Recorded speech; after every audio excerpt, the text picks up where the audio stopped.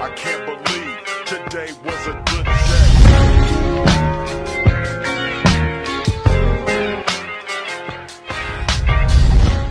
Hello guys, welcome back to the KotLC Fanbase, and today I'm going to be talking about all the books I read in May. I'm sorry if this is uploaded a little bit late. I had a lot of exams and a lot of stress. You know the drill. But without further ado, let's get into the 9 or 10 books that I read this month. Hope you enjoy.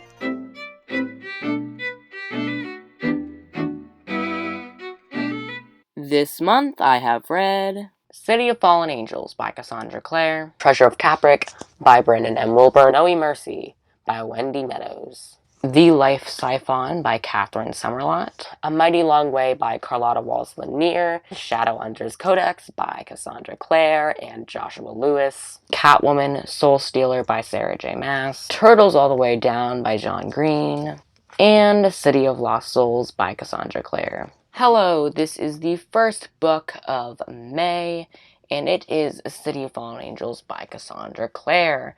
This book was a definite 5-star read. I really enjoyed it.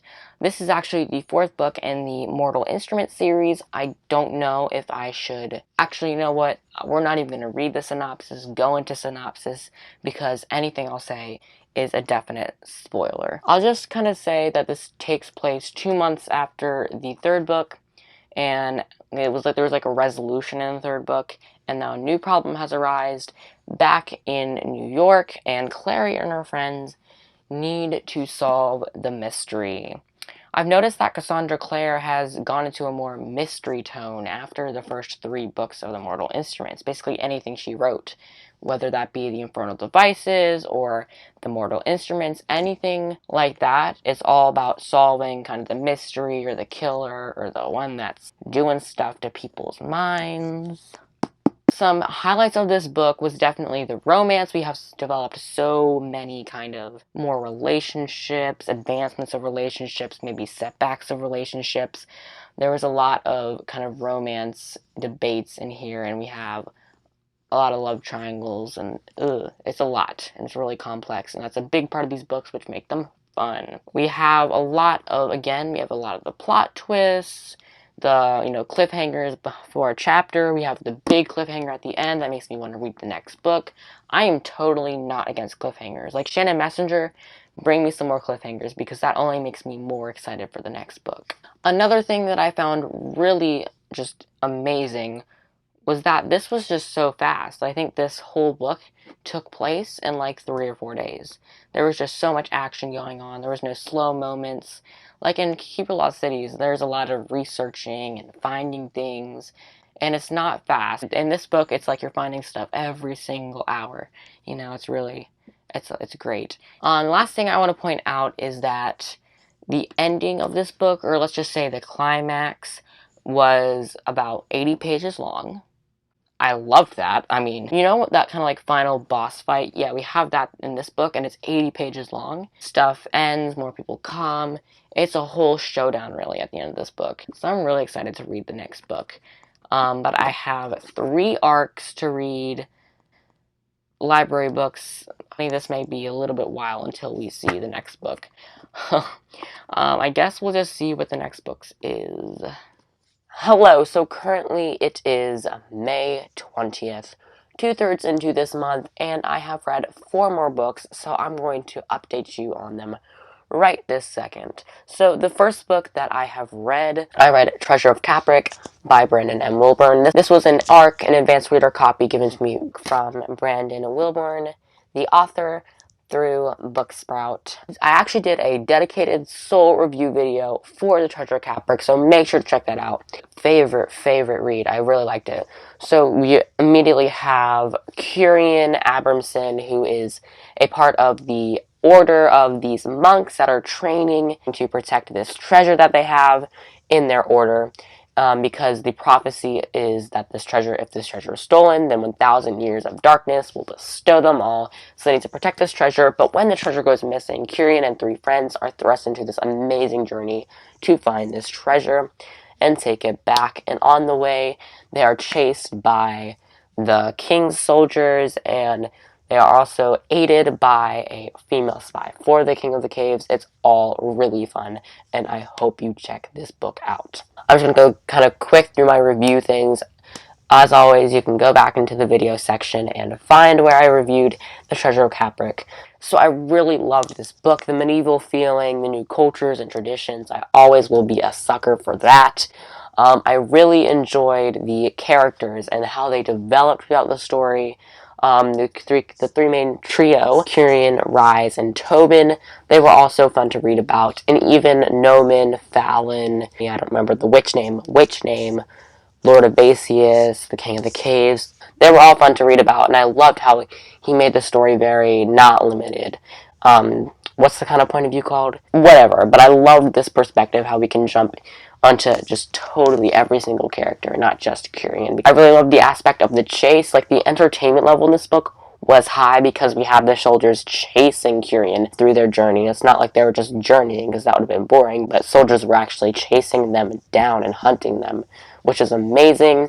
I really liked the plot. There was a lot of good flow and good rhythm. Everything about the plot was good for me. I loved the ending. I loved the beginning. I loved the conflict. Really good read, and I plan to reread it alongside all my favorite series every year. The next book I read is also another arc provided to me by Wendy Meadows through, again, Booksprout. So this book was not as good as The Treasure of Capric. It was 4.5 stars, but I did really enjoy it. It was a cozy mystery. This book was all about, this is actually a part of a series, but I don't think I really needed context from the other ones. The only thing I was confused about was the coffee incident, which, I don't know. This was basically about Sarah and Amanda. They were kind of like soul sisters, and they are robbed at O'Malley's department store. He's a really short guy, and they're all like, they kind of feel sympathetic for him having to steal from other people to benefit himself. So they take him in to the coffee shop. They're like, oh, here, get some clothes. Then Sarah's wife, Conrad, comes in, and he's like, there has just been a murder. And then they all have to accuse Manford, the robber, because, I mean, he just came into the town very suspiciously. But Sarah takes a liking to Manford and convinces the police department for Manford to take into her custody, into her house. And we soon have this kind of very complex plot between the murder in this town and kind of the robber and why he came to Snow Falls in the first place. It was a really good book. The characters, I didn't really kind of like vibe with the characters as much, I guess. I don't know. It's like I didn't really feel a connection. Like, I didn't relate to them at all. It's kind of, it felt more like an English, British kind of read. I don't know. It was like, would you like some coffee? I got some vibe from that. The coffee thing, I keep mentioning that. Like, you don't know how many times the characters would say, would you like some coffee? Let's go to my coffee shop. Would you like to get some coffee? Like, I am done with that. Please stop saying it. The plot was really good. The intricate kind of complex plot of the characters and the murders and all that stuff really brought it together, made it a very entertaining read. I read this in like 2 or 3 sittings. It was pretty good, but it just had a lack of an overall entertainment level, if that makes any sense. I really liked this book. Third book that I have read in this update was A Mighty Long Way by Carlotta Walls Lanier. This book was issued to me by my school because it's a part of the curriculum. This is a memoir of Carlotta's journey. She was one of the first Black women to graduate from an integrated school. So this is her journey going into an integrated school and the fears and crises she's having. This is a really important story for kind of the civil rights movement. Central High School was the first integrated high school, and she went to it, if that makes any sense. I really enjoyed her journey through school and kind of after. See, my main thing, this book got like a 3 stars. Like, I didn't really have too much liking it, and I didn't have too much not liking it. The first thing is, like, I wouldn't pick this book up. Normally, it's a school book, and because it's a school book, and because I'm having to do assignments on it, already changing my negative feelings. But this book evoked a lot of emotion for me.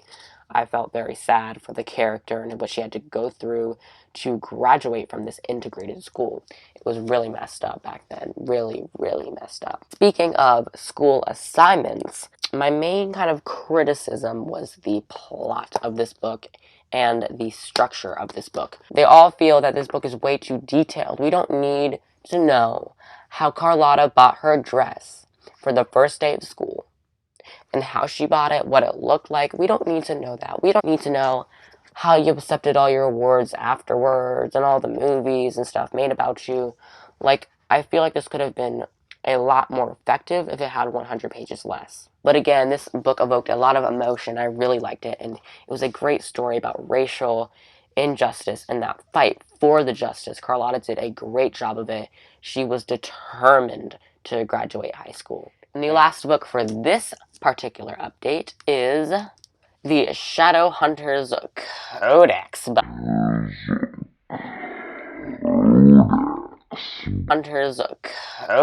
by Cassandra Clare. So you have heard me talk about Shadowhunter books for pretty much the last 3 months. City of Fallen Angels was a Shadowhunter book. These are all Shadowhunters books. This book was just basically kind of like a guidebook. The Shadowhunters series. It's basically like a textbook.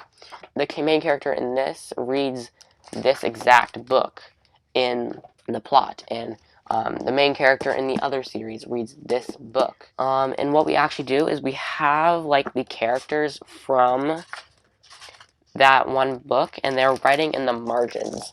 So if you can see, like up here, this is Simon right here. He wrote in the margins of this book, and it's really cool to kind of see their comments on everything. It does have spoilers for the other series though, so there's also a lot of cool like images and stuff. We even have some kind of end paper art, but it's like really cool. It has so much information on the Shadowhunters. There was some new information and I really enjoyed it. It was kind of boring at certain parts, but like, it's a textbook. What do you suggest? This is like really for the ultra fans of Shadowhunters. I gave this book a 4-star read. Again, it just was kind of slow for me. So let's just get into our last reading update after we have finished May. Alright, see you in the next update.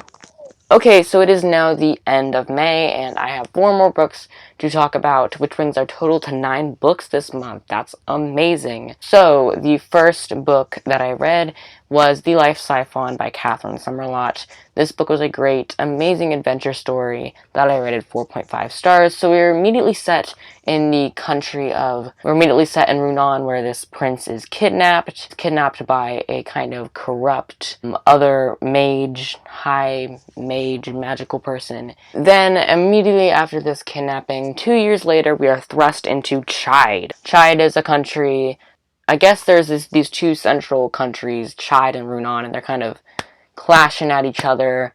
Country rivalry, basically. So we are thrust into the deep woods of Chide, and we are set in Tatsu's home, the main character of this story. But he's all doing his relaxing, kind of hunting, doing his thing in the woods, when a woman called Alice is thrust onto her doorstep, like painting, being like, she was escaping a heist or some sort of crime that she was doing, and she wanted to seek, I guess, refuge in his home. And I guess the guards kind of catch up to them, and they are thrust into the prisons of Chide. But the queen offers them a immunity, basically, if they go into Runan and steal the life siphon, which is devastating and crippling their lands, then they will be granted immunity for the rest of their life, basically. So they do actually go on this adventure to take back this life siphon because it is really destroying the land. And it was just an amazing adventure, if you ask me. Some of the aspects I liked in this book was the characters. I mean, we had characters like with mental disabilities. We had a character that was gay. Like, I guess just seeing the world how it should be was a very fun thing to notice. I also really liked the adventure and the detailed lands and explanation lands. I'm always just really liking a good adventure story where they're traversing across unique lands, mountains, glaciers, you know, all the works. I had myself like snuggling up and just reading this because it was such a fun adventure. But, I mean, there's not much else to say. So we'll move on to the next book. The next book I read was Catwoman by Sarah J. Maas. This is a part of the series DC Icons, which have basically the superheroes and villains meeting some of the best-selling authors. So I'm glad that Sarah J. Maas has written one of these, because she got me into superheroes. So basically, we are set in this Gotham City, basically, where all of the stories go down. But we're set into Gotham City, and Selena Kyle is kind of fighting in the pits, struggling to earn money, doing it by criminalistic ways, basically, and she's caring for her sister, Maggie, who has a severe illness and is struggling to live. So basically, Selena is fighting for herself and her sister. Selena is caught, but she's given the chance to fight for the League of Assassins, and Maggie is in a good home. Another book that has a prologue and then is 2 years later. 2 years later, she comes back to Gotham on a mission to stir up the pot in Gotham City and cause some trouble, steal some things, get some money, you know, the works. Basically be a villain. But the really good thing I liked about this book was that it wasn't just about getting money. There was a more complex, kind of intricate strategy that Selena has in her mind that is revealed at the end. So all the build-up things that she's doing, like stealing the art stuff, like all the stuff she's doing is going for a greater cause. But this book was amazing. I loved the characters, the kind of trio between Selena, Catwoman, Ivy, Poison Ivy, and Harley Quinn. That was a cool trio, and they're all stealing stuff with each other. It was fun. I kind of like the romance between Luke Fox and Catwoman. That was also kind of cool, and I really like the ending. That was so hype. Sarah J. Maas will always continue to be my favorite author just for the fact of her writing style. I mean, I have all of these books over here, and now I've read this, so I'm almost done with reading all of her books, really. I'm sorry, Shannon Messenger, but Sarah J. Maas is just such a queen. The next book I have read is The Turtles All the Way Down by John Green. So, I read his other book, The Fault in Our Stars. Hopefully you have read The Fault in Our Stars, but I loved that book. So I was anticipating Turtles All the Way Down. But I had to, end up giving this book 3 stars, because I didn't actually like it that much. But let me just go into the synopsis, and then I'll get into my review. So, basically, we have someone struggling with a mental illness. Her name is Asa Holmes, and she is just, struggling with her life and her inner conflict. And basically, she has this problem that she thinks all this bacteria is on her, and she's going to have this horrible disease. So she's always constantly worrying about her skin, I guess, and her cleanliness. She is basically a germophobic person. But basically, her best friend Daisy learns about this mystery for a $10,000 reward, and she's like, yes, Asa Holmes, let's go and get this $100,000 mystery. So she finds herself doing this mystery, but as soon as she starts, she finds herself entwined in this relationship with Davis Pickett. And I guess there's just this really intricate romance story that sprouts off of this. So it's basically just a fun read for everyone. So here are my pros about this book. I loved the mystery, I loved the characters, I loved the setting, I just loved basically everything. But there's some stuff in this book that just had me, I don't know. So the first thing that I want to talk about con-wise is the ending. The ending was so anticlimactic, so boring, so weird. I don't know. I just thought they could have gotten this big, epic ending. That's what I expect in any book, a big, epic ending. This was just kind of slow, chill, and unpredictable. And the other thing I want to talk about is the inappropriateness level of this book. I think this is supposed to be YA. Yes, it is YA. But to me, this book was for a lot more mature people.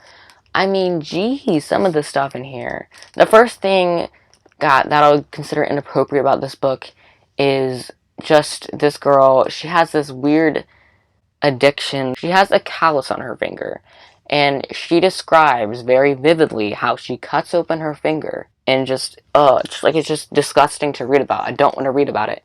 And she does this every few chapters, or every chapter basically, because I don't like the finger thing. Also, there was a lot of inappropriate language. Like, John Green, I expect better from you. So I would consider this more like an adult book, really. You kids out there, don't read it, please. The last book I have read in May is City of Lost Souls by Cassandra Clare. City of Lost Souls was amazing, but again, there is literally no way I can explain this book without spoiling you for the other series. So I'm just going to get into my review of this book. This book, I really thought it wasn't going to be as good.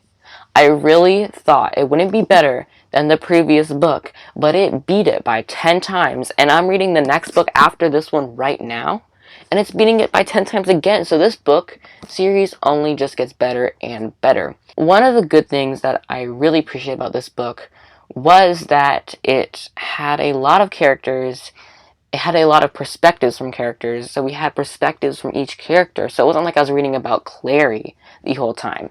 I was reading about Clary, Simon, Isabel, Sebastian, Jace, Maya, Jordan, all those people. It was so fun to like just switch between all of the other ones, and I loved that about this. And that was my main reason why I gave it 5 stars. I liked the new kind of problem, this conflict that is happening between Sebastian and Jace and this search, and there was like 2 problems at the same time, like a big complicated action-packed book that had me wanting more, so I really appreciate it. Thank you so much, Cassandra Clare, for making this book. That wraps up all of the books, and I'm tired of talking about books, so let's just get on to Troy's pick.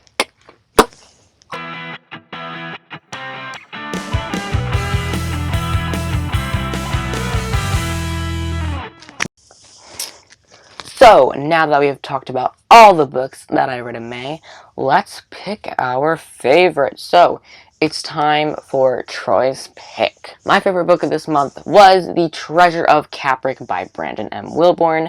I really loved this book. If you didn't hear me talk about it, I'll just do a really short summary. So, this book is about an adventure of Kyrian and his friends. They go across the whole world to basically take back the treasure of their order. So, I mean, guys, like, this book was one of the best books I read in all my time. The adventure was amazing. The action was action-packed. There was even a bit of romance. There was this, like, chase that was going on. Even though this wasn't, like, a high-anticipated book for me, it just turned out to be a great one. I loved the, like, detailed setting, the culture, the medieval feeling. It was all just, everything combined was just so amazing. I couldn't pick out one solid thing that I didn't like. Like, all the aspects of the book were very well rounded and perfect. So I thank Brandon M. Wilburn again for letting me read this book through Booksprout. It was amazing. Okay, so that pretty much wraps up this video. I hope you enjoyed all the books that I read in May and my commentating on them. If you like this video, please hit that like button and do press that big red button that says subscribe. Please comment down below if you have read any of the books that I've read this month, and I will see you for the next video. Bye!